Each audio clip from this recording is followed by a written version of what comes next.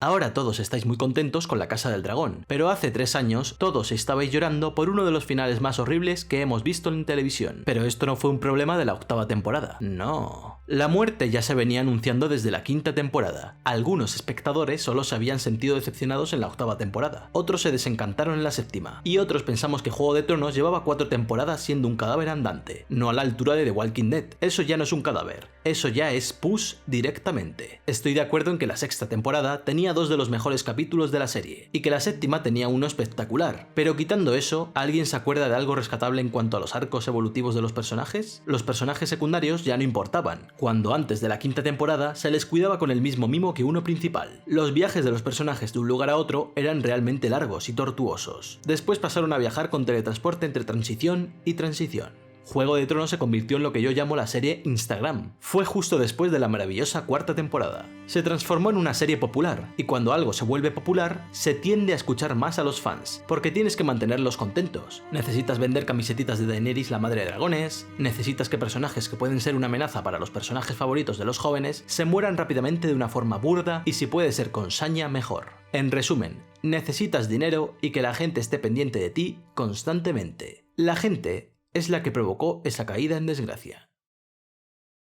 Toda narración es un proceso. Por muy bien que empiece, si se desvía del camino durante casi toda su parte media, es imposible llegar bien al final. En ajedrez tienen un concepto llamado Thunk One. Una vez que el jugador ha cometido ciertos errores, cada nuevo movimiento que haga está condenado a ser malo también. Por mucho que se esfuerce, por mucho que piense, cada nuevo movimiento contribuirá a que pierda la partida porque los errores previos le han impedido disponer de opciones buenas. Un equipo de fútbol puede jugar fatal y arreglarlo con un gol de rebote en el último minuto, pero en el ajedrez eso es imposible, como es imposible en la narración. Una vez se han echado por la borda ciertos principios como la coherencia o la lógica, no pueden ser rescatados en el último minuto.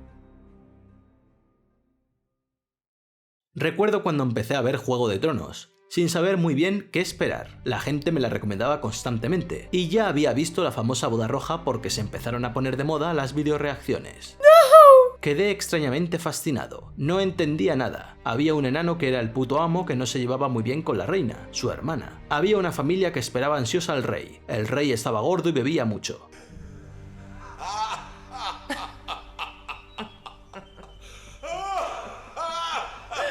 Pero todo, aunque confuso, era atrayente. Sus diálogos eran mordaces y con personalidad. Eres el bastardo de Ned Stark, ¿verdad? ¿Te he ofendido? Perdón.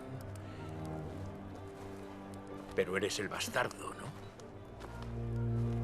Loredar Stark es mi padre. Y Lady Stark no es tu madre. Así que eres el bastardo. Déjame darte un consejo, bastardo. Nunca olvides lo que eres. El resto del mundo no lo hará.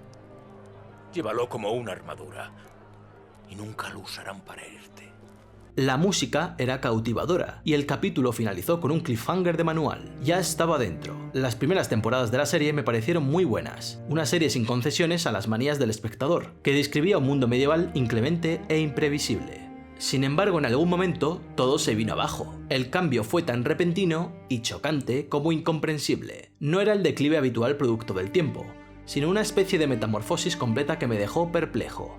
No he leído los libros, pero todo esto me ha producido la fuerte sensación de que la magia provenía del señor George R. Martin. He visto varias entrevistas suyas y parece ser un tipo con las ideas muy claras. Mirad, podéis llamarle gordo, lento, vago, y la verdad no sé si escribe bien o mal, pero me ha quedado claro que, sin su material literario como fundamento firme de la serie, los showrunners no tenían ni puñetera idea de cómo mantener vivo ese universo. Los diálogos, la definición de los personajes, la mala leche, la ironía, todo tenía una base sólida que se derrumbó en cuanto se acabó el material original. Por eso, mucho antes de esa 8ª temporada que no gustó a casi nadie, la decadencia ya era flagrante. Hablo de las últimas 4 temporadas. Personajes complejos quedaron reducidos a estereotipos. Los diálogos, hasta entonces repletos de giros sugestivos, se convirtieron en sucesiones de ocurrencias y banalidades. El mejor ejemplo era Tyrion Lannister, que en las primeras temporadas fue uno de los mejores personajes de la ficción. A partir de la 5ª temporada, todo el encanto de Tyrion se volatilizó, aunque ahora no me sorprende, dada la existencia del guión, en pretender que Sansa Stark era más lista que él. El propio Dinklage pareció ser presa de la desidia, aunque sería imposible echarle la culpa, porque había pasado de tener un material excelente con el que trabajar a verse obligado a defender frases estúpidas dichas por un personaje que cada vez pintaba menos en el argumento. Me parece muy significativo que el final de Juego de Tronos estuviese dominado por algunos de los personajes menos interesantes de estas 8 temporadas, como Jon Nieve, Daenerys Targaryen o Sansa Stark. Personajes que cuanto más fandom tenían, peor se iban desarrollando. Y ojo, esto no tiene nada que ver con mi simpatía o antipatía hacia esos personajes en concreto. No me quejo si aparece mucho más tiempo Emilia Clarke en pantalla. Para nada, me gusta su sonrisa, creo que es muy bonita. Pero cualquiera con 2 dedos de frente sabe que un minuto de pantalla de Liam Cunningham o Stephen Dillane contienen más oficio que 200 escenas de ella o de Kit Harington. Y lo peor, son personajes de los que se han querido hacer una reestructuración para convertirlos en lo que el desenlace necesitaba que fuesen.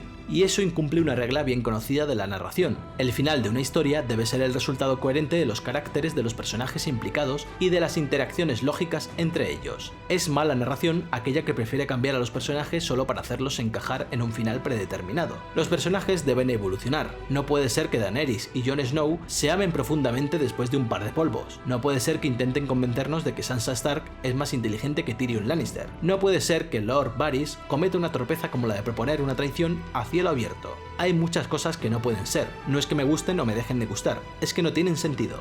Mi sensación de que sin George R. Martin no había Juego de Tronos fue reforzada al saber que algunos de los pocos episodios que yo rescataría de las últimas temporadas partieron de ideas proporcionadas por él. La coherencia artística proviene de visionarios, de gente que tiene determinadas obras en su cabeza. Una obra artística no es una cosa democrática que podemos votar todos. George R. Martin tenía ese mundo en la cabeza. Los demás no lo teníamos. Sin libros que adaptar, los showrunners pasaron años escuchando a un fandom advenedizo, arrasador y de un histérico maniqueísmo. La serie se había convertido en un festival de concesiones hacia un tipo de espectador que buscaba recompensas emocionales relacionadas con lo que sucede dentro del argumento, y no tanto recompensas estéticas relacionadas con los valores artísticos de la narración en su conjunto. Mucha gente confunde la calidad de una narración con el hecho de que el argumento satisfaga sus simpatías y antipatías hacia ciertos personajes, o aún peor, que satisfaga sus posiciones políticas o sociales. Intentar convertir una serie de fantasía medieval como referente político y moral es estúpido, lo cual explica que, cuanto menos racional era la serie, más audiencia tenía. La jugada funcionó comercialmente. Ahí están los números para demostrarlo. Entiendo las simpatías y antipatías hacia personajes concretos, pero insisto en que el juzgar la calidad de una serie según el destino que el argumento reserva a esos personajes es absurdo. Lo importante es que el argumento esté bien estructurado, que la narración cumpla unos criterios que llevan siendo estudiados desde la antigua Grecia, y que seguirán siendo estudiados dentro de otros 3000 años, si es que para entonces queda alguien vivo, claro. La identificación personal, emocional, política o moral de un espectador hacia un personaje concreto de ficción no le importa a nadie, ni importa a los demás espectadores, por más que las comunidades de protestones de Twitter se empeñen en que sí. Y desde luego no importaba a quienes escribieron el guión pensando no en usted o en mí, sino en un conjunto amorfo conocido como audiencia, al que se intenta conocer y complacer de manera más bien estadística.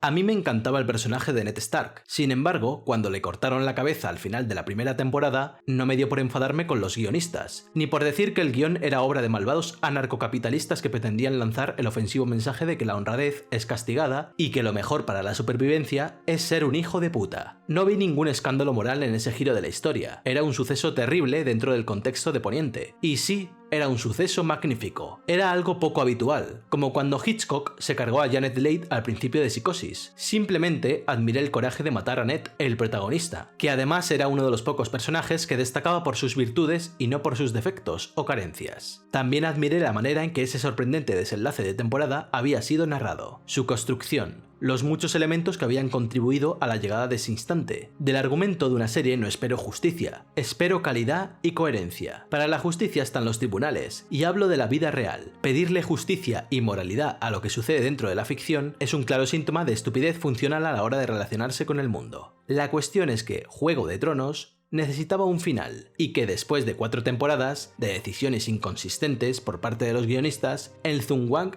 impedía que fuese un final a la altura de los comienzos. No había manera de reconducir lo que estaba hecho pedazos. Y es por eso que tengo miedo por lo que pueda pasar con La Casa del Dragón. La serie intenta pedirnos perdón a los que amamos las primeras temporadas, creando esas tramas políticas en mucha menor escala, pero a la vez veo fantasmadas que me recuerdan a las últimas temporadas instagrames de la serie madre. Ya veremos si La Casa del Dragón es lo que fue Juego de Tronos. De momento su primer capítulo no supera el primero de la serie original, y creo que aunque ya tenga un fandom grande y fuerte, nunca podrá superar a la que pudo ser la mejor serie de la historia.